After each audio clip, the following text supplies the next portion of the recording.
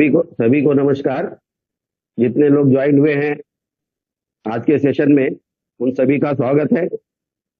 मेरा नाम doctor Raidas, MBBS, Mumbai से। आज हम जो भी बात करेंगे तो बेसिक पे बात करेंगे कि बीमारी होती क्यों है, बीमारी होने का कारण क्या है। तो जो ये प्रोडक्ट बनाया गया है, जैसे अभी पुनीत जी ने कहा कि ये जो एक माइक्रो न्यूट्रिएंट है, ये नैनो टेक्नोलॉजी से बनाया हुआ फ्रूट एक्सट्रैक्ट है। आखिर ये है क्या, ये हम क्यों बेचना चाहते हैं? क्योंकि मार्केट में आज फूड सप्लीमेंट के नाम पे बहुत सारी चीजें बेची जा रही हैं और लोग लेते भी हैं, बहुत सारी कंपनियां हैं। लेकिन ये प्रोडक्ट में ऐसा क्या है कि जो हम इसको प्रमोट कर रहे हैं और हम बता रहे हैं कि जितनी क्रॉनिक बीमारियां हैं, जिसको कि हम लोग मराठी में लांब पल्लेचे आजार बोलता है, तो लांब पल्लेचे आजार, बड़ी बड़ी बीमारियां, जैसे हम लोग इंग्लिश में बोलते हैं डिजेनरेटिव डिजीजेस, ये होती क्यों है? आखिर अचानक हमें पता चलता है कि किसी को हार्ट अटैक आ गया, किसी का पैरालिसिस हो गया है, किसी का किडनी फेल हो गया है, किसी को डायबिटीज हो गया है। आज देखा जाए तो 5 लोगों का टेस्ट करने पे एक आदमी डायबिटिक निकल ही जाता है। तो कहने का तात्पर्य यह है कि ये जो लंबी बीमारियां अचानक हमारे सामने क्यों आ रही हैं, तो इसका मेन कारण अगर जानना है तो हमें ये देखना पड़ेगा कि हमें जीवन में क्या 3 चीज आवश्यक है।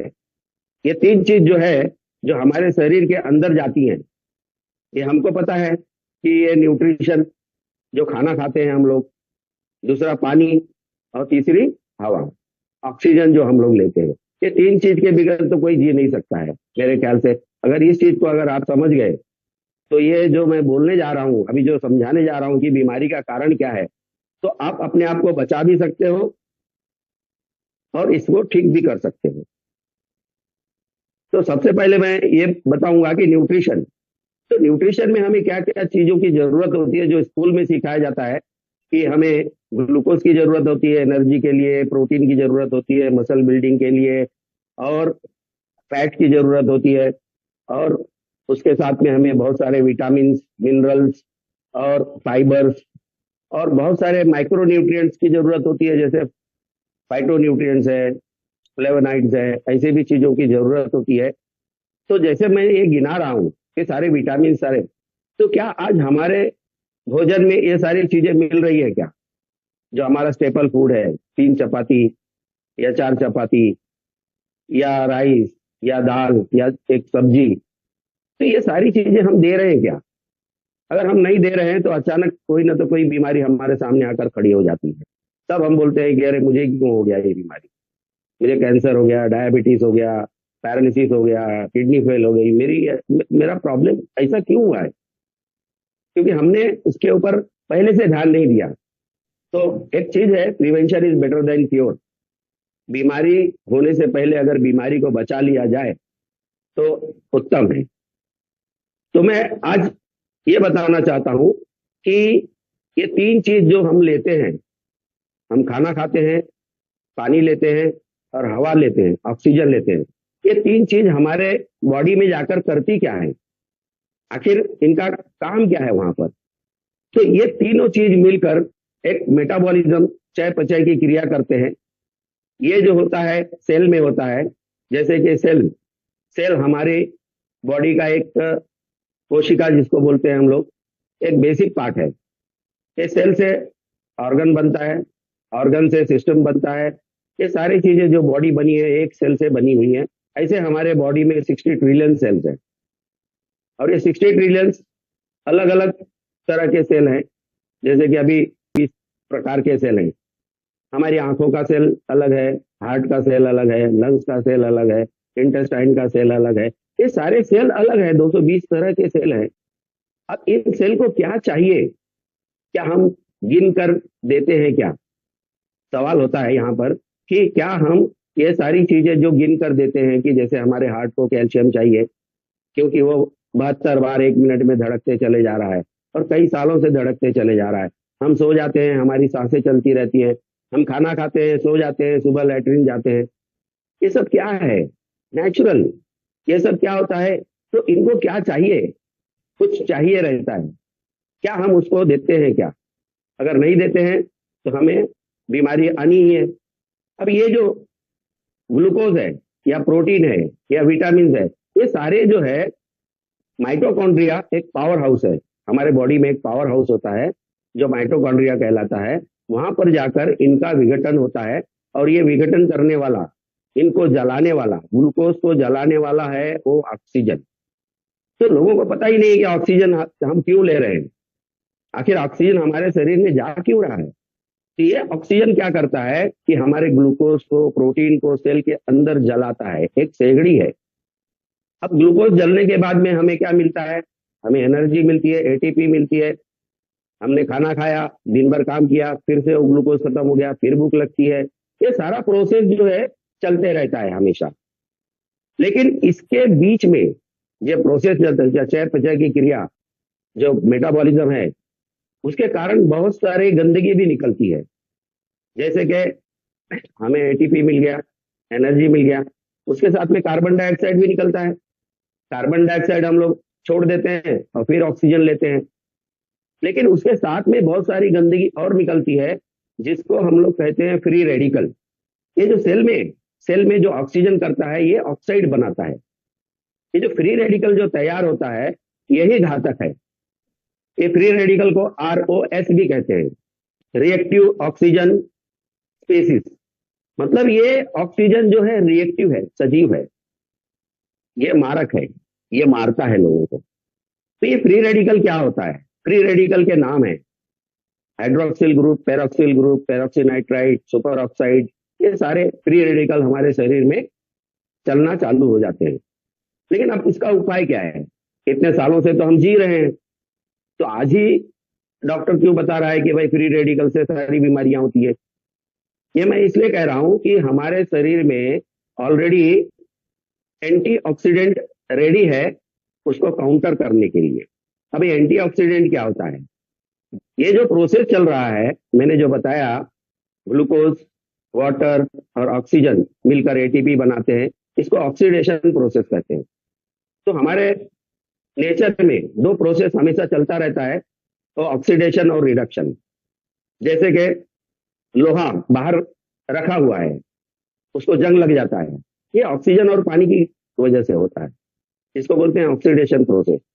तो ऑक्सीडेशन प्रोसेस से जो दुष्प्रभाव होता है, जो फ्री रेडिकल्स निकलते हैं, उसको काउंटर करने के लिए हमें एंटीऑक्सीडेंट की जरूरत होती है। जैसे हमें एंटीबायोटिक की जरूरत होती है बैक्टीरिया को मारने के लिए, उसी तरह ऑक्सीजन को काउंटर करने के लिए, ऑक्सीजन के दुष्प्रभाव को काउंटर करने के लिए हमें एंटीऑक्सीडेंट की जरूरत होती है।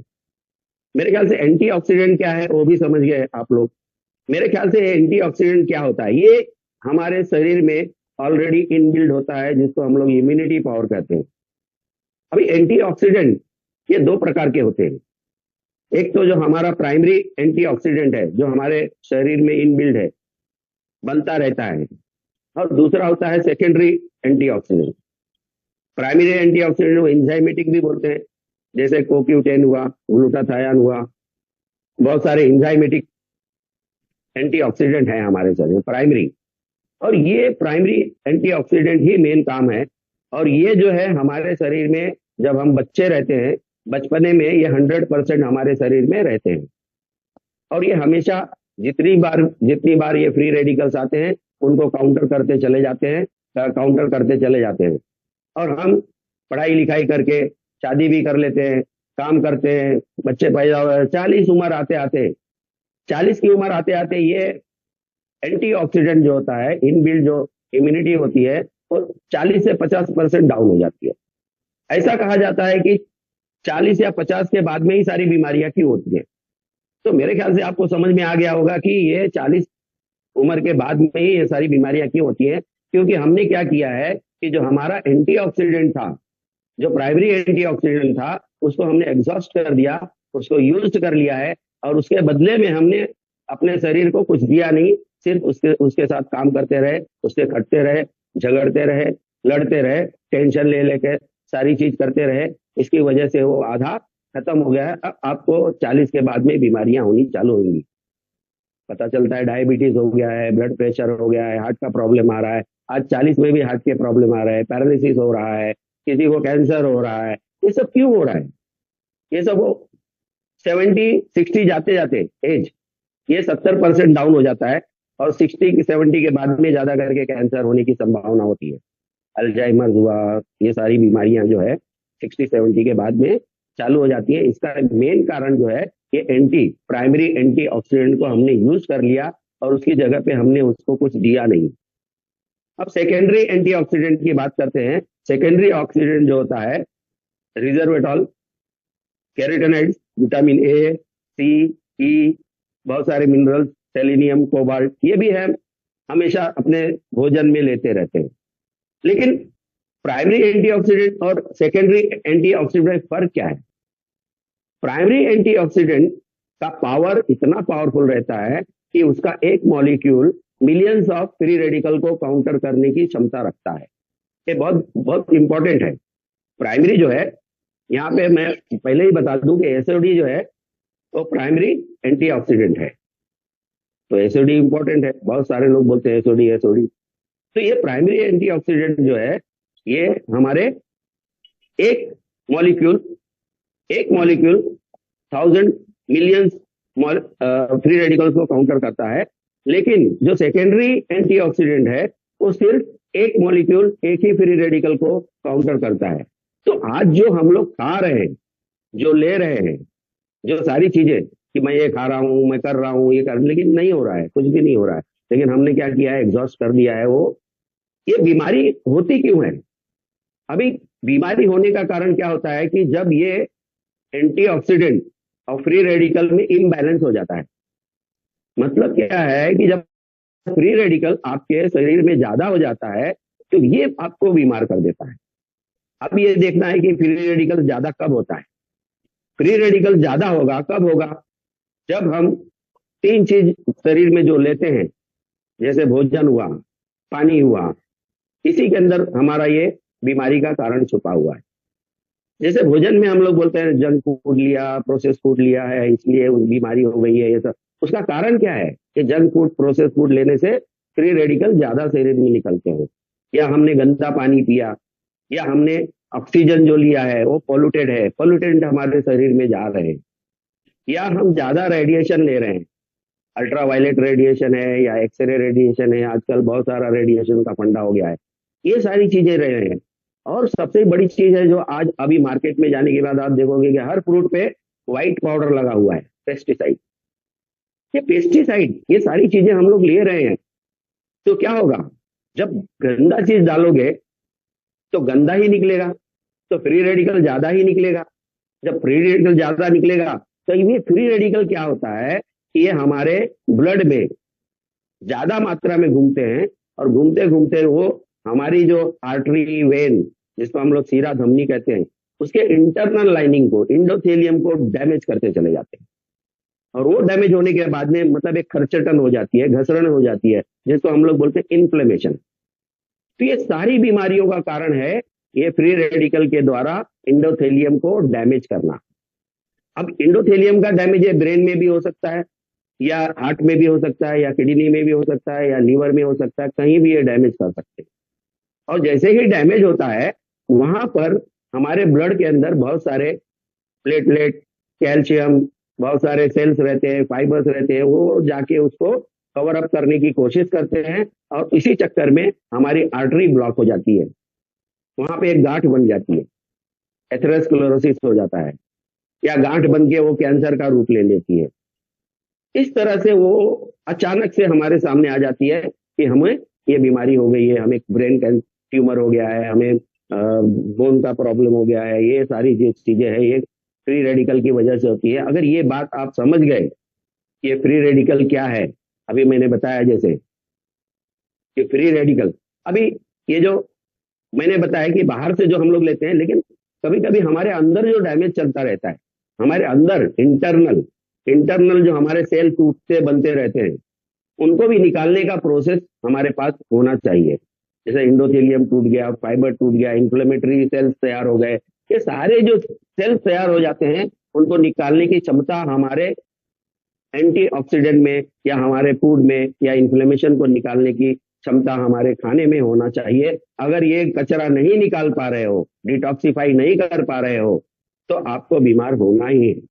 तो मेरे ख्याल से ये सारी चीजें जो मैंने अभी बताई, तो ये सारा बीमारी जो है एंटीऑक्सीडेंट की कमी से ही होता है। अब एंटीऑक्सीडेंट की कमी से जो भी बीमारी होती है, जो फ्री रेडिकल से, जैसे मैंने बताया कि लंबी बीमारियां, कैंसर, पैरालिसिस या आपका डायबिटीज, ये सारी चीजें जो है फ्री रेडिकल का ही नतीजा है। अब ये फ्री रेडिकल का एक कारण हो गया कि भाई एंटीऑक्सीडेंट हमें लेना चाहिए, और इस बीमारी को हम लोग बोलते हैं ऑक्सीडेटिव स्ट्रेस। ऑक्सीडेटिव स्ट्रेस मतलब ऑक्सीजन की वजह से जो भी स्ट्रेस हो रहा है, उसको हम लोग एक बीमारी का नाम किए हैं, उसको बोलते हैं ऑक्सीडेटिव स्ट्रेस। दूसरा कारण मैंने बताया कि इन्फ्लेमेशन, जैसे कहीं भी इन्फ्लेमेशन हो गया, सूजन हो गई, कहीं भी हो गया, कुछ भी हो गया, वो एक दूसरा कारण होता है। तीसरा कारण होता है माइक्रोबियल इन्फेक्शन, उसमें वायरस भी हो सकता है, बैक्टीरिया भी हो सकता है, उसके अंदर फंगस हो सकता है, पैरासाइट्स हो सकता है। और चौथा कारण होता है ऑटो इम्यून डिजीज। पांचवा कारण होता है हमारा लो इम्यूनिटी पावर, हमने उसको न्यूट्रिशन दिया नहीं है, इसकी वजह से हमें भी। और लास्ट जो ऑटो इम्यून डिजीज है, वो कब होता है कि जब हमारा सेल किसी चीज को पहचान नहीं पाता है, तो उसके अगेंस्ट में रिएक्ट करता है, वो हाइपर एक्टिव हो जाता है। इस तरह से बहुत सारी बीमारियां हमारे शरीर में होने की संभावना, और इस बीमारी का तोड़ जल्दी डॉक्टर के पास नहीं है, वो जल्दी कर नहीं पाते हैं। ये सारी चीजें जो है एक दो दिन में नहीं होती हैं, ये सालों साल लगता है। ये सारी बीमारियां हम एक वर्ड में बताएंगे कि ये लाइफस्टाइल डिजीज है। आपका लाइफस्टाइल चेंज हुआ है, आप वॉकिंग नहीं करते हो, आप योगा नहीं करते हो, आप खाने में ध्यान नहीं देते हो, आप जो हवा ले रहे हो उसमें ध्यान नहीं देते हो, तो ये कारण है। ये कारण से ही आपको ये जो लंबी बीमारियां होती हैं, ये इसी का कारण है। और उसके ऊपर जो हमने ये जो तोड़ लेकर आया है, ये जो हमने बायोसेलिक्स का जो प्रोडक्ट लेकर आए हैं, ये उसका तोड़ है। मार्केट में ऐसा प्रोडक्ट मुझे तो आज तक दिखाई नहीं दिया कि इसके अंदर जो जितनी बीमारियां मैंने बताई, ऑटो इम्यून डिजीज, इन्फ्लेमेशन या ऑक्सीडेटिव, सभी चीजों के लिए तोड़ है। अब ये प्रोडक्ट जो बनाया गया है, ये जो प्रोडक्ट जो इसका बेस है, इसका बेस है 18 सेंचुरी के पहले शुरू होता है। 18 सेंचुरी में एक एप्पल पाया गया था स्विट्जरलैंड में, जो एप्पल 4 से 6 महीना रख दो खराब नहीं होता था, उसको कट करके रख दो हील हो जाता था, मतलब उसमें सेल्फ हीलिंग पावर था। फ्रेड जूली नाम के साइंटिस्ट ने, उन्होंने मोबिली बायोकेमिस्ट्री, इनकी संस्था है, वहां पे इसका कल्चर की करना चालू किया। कल्चर करने के बाद में इसको नाम दिया फाइटोसेल टेक। फाइटोसेल टेक का मतलब होता है an innovative plant cell culture method. और इस मेथड से हमारे दो इंग्रेडिएंट हैं, जो एप्पल है, दूसरा है अंगूर, माइलस डोमेस्टिका बोलते हैं, सोलर वाइटिस बोलते हैं। ये दो चीज जो है स्टेम सेल है। अब ये स्टेम सेल और एंटीऑक्सीडेंट से दो अलग अलग चीजें हैं। अब ये स्टेम सेल क्या काम किया है? ये स्टेम सेल ये जो है ना, मीजेनकाइमल सेल है। मीजेनकाइमल सेल मतलब ये अनडिफरेंशिएटेड अनप्रोग्राम सेल है। ये क्या करता है कि ये जो भी कमी होगी आपके शरीर में, जो भी सेल कम होगा, जो भी लीवर हो या किडनी हो या आपका हार्ट हो, उसको बनाने की कोशिश करता है।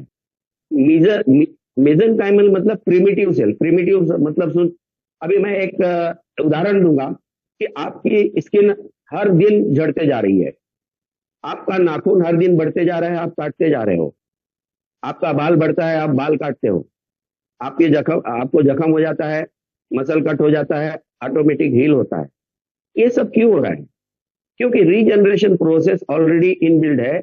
हमारे भगवान ने हमको ये सारी चीजें दी है, भगवान ने हमको ये सारी चीजें दी है, ऑटोमेटिकली ये बनते हैं। मतलब इनका जब सेल बनता है तो पहले जो प्रिमिटिव रहता है बहुत छोटा रहता है, और ये सारे सेल जो है बोन में बनते हैं, बोन इंड, हमारे बोन के जो जितने इंड है, बोन मैरो, वहां से बनते हैं। ये प्रिमिटिव सेल है। ये प्रिमिटिव सेल जो होता है, ये किसी भी सेल को, आपके शरीर के किसी भी सेल को बनाने की क्षमता रखता है। तो ये बहुत इंपॉर्टेंट है। हमारे पास दो स्टेम सेल है, और फिर उसके बाद में हमारे पास ग्रेप से ग्रेप से लिया हुआ है और रेड ग्रेप से लिया हुआ रिजर्वेटॉल है, राइट, रिजर्वेटॉल है। और एक चीज है जिसका बहुत नाम लेते हैं, एसओडी, मेलॉन एसओडी। ये तरबूज है, ये तरबूज में एसओडी मिलता है। जैसे कि मैंने पहले बताया, एसओडी मतलब सुपर ऑक्साइड डिसम्यूटेज। ये सुपर ऑक्साइड को डिसम्यूट करता है और ये इसमें पाया गया है और ये कंपनी ने हमारे प्रोडक्ट में डाल रखा है। मतलब जो प्राइमरी एंटीऑक्सीडेंट हमने छीण कर दिया है उसको ये बनाने की कोशिश करेगा। तो एक बहुत बड़ा काम होने वाला है यहाँ पर। दूसरा रिजर्वेटॉल, रिजर्वेटॉल के बारे में मैं बात करूंगा। रेड ग्रेप से या बहुत सारे ग्रेप से लिया हुआ है। ये जो है हमारे कोलेस्ट्रॉल को कम करता है, हार्ट फेलियर में काम आता है, ब्रेन के सेल को बनाने में काम करता है, ऐसे बहुत सारे सेल को बनाने में काम करता है। यहाँ पे अकाई बेरी की बात करूंगा, ब्राजीलियन सुपर फूड है। अभी मैं यहाँ पे अकाई बेरी की बात करूंगा तो जैसे मैंने अभी बताया कि हमारा एक एंटीऑक्सीडेंट, तो हम कैसे पहचानेंगे कि ये पावरफुल एंटीऑक्सीडेंट है? तो इसके लिए एक मेजरमेंट है। एंटीऑक्सीडेंट को मेजरमेंट करने के लिए उसका फुल फॉर्म है ओरैक वैल्यू। तो हर फ्रूट का एक ओरैक वैल्यू होता है। तो ओरैक वैल्यू का फुल फॉर्म होता है ऑक्सीजन रेडिकल एब्जॉर्प्शन कैपेसिटी। मतलब ऑक्सीजन रेडिकल को एब्जॉर्ब करने की, आत्मसात करने की कैपेसिटी हमारे ये फ्रूट में कितना है उसको मापा जाता है। ये देखा गया है कि अकाई बेरी में सबसे ज्यादा ओरैक वैल्यू का एंटीऑक्सीडेंट पड़ा हुआ है, या ब्लूबेरी में, या रेड इसके अंदर है, या ये जितने हैं इंजाइमेटिक, कोक्यू10 है, एस्टाजेंथिन है, ये सारे एंटीऑक्सीडेंट, एंटी इन्फ्लेमेटरी से भरे हुए हैं। जैसे क्लोरेला है, बहुत सारा विटामिन है, विटामिन है, ओमेगा 369 है, ये भी एक एंटी इन्फ्लेमेटरी। अभी ओमेगा फैटी एसिड है। अभी ये फैटी एसिड क्या करता है? ये हमारे ब्रेन को बनाने का काम करता है। ये ओमेगा 369 जो है ये हमारे सेल के मेम्ब्रेन को बनाता है। हमारा सेल का मेम्ब्रेन जो है लाइपोप्रोटीन से बना है। लाइपोप्रोटीन, लाइपो मीन्स फैट और प्रोटीन मतलब प्रोटीन, ये दो चीज मिली हुई है। तो ओमेगा 369 जो भी डैमेज सेल है उसको फिर से बनाने का काम कौन करता है? ओमेगा 369। तो सर मेरे ख्याल से ये जो है, और बहुत सारे विटामिन है यहाँ पे, और ये इंग्रेडिएंट जो मैंने बताए हैं वो जो मैंने बताया बीमारी का कारण उससे मैच करते हैं। अब अगर ये मैच करते हैं, इनका ओरैक वैल्यू आप स्टडी कर लीजिए। अगर ओरैक वैल्यू सबसे ज्यादा है हमारे प्रोडक्ट का तो ये सबसे अच्छा काम करेगा और ये प्रोडक्ट सारी बीमारियों पे काम करेगा, सिर्फ मौत को छोड़कर। धन्यवाद सर, थैंक यू।